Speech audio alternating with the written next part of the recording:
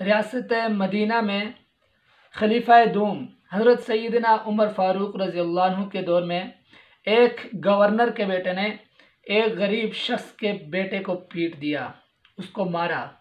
हज़रत उमर फ़ारूक रज़ियल्लाहु अन्हु की अदालत में केस गया। हज़रत उमर फ़ारूक रज़ियल्लाहु अन्हु ने केस की समाअत की और हुक्मनामा जारी किया कि क़िसास में, बदले में उस गवर्नर को और उसके बेटे दोनों से क़िसास लिया जाएगा, दोनों को मारा जाएगा, दोनों से क़िसास लिया जाएगा।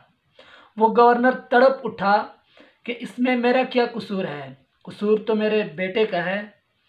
तो हज़रत उमर फ़ारूक रज़ियल्लाहु अन्हु ने उस गवर्नर से कहा कि तेरे ओहदे ने तेरे बेटे को ये जुर्रत फराहम की कि वो एक गरीब शख्स के बेटे के ऊपर हाथ उठाए। आज कहते हैं ना कि कर्नल का क्या कसूर है, हाथ तो बीवी ने उठाया, गालियां तो बीवी ने दी हैं।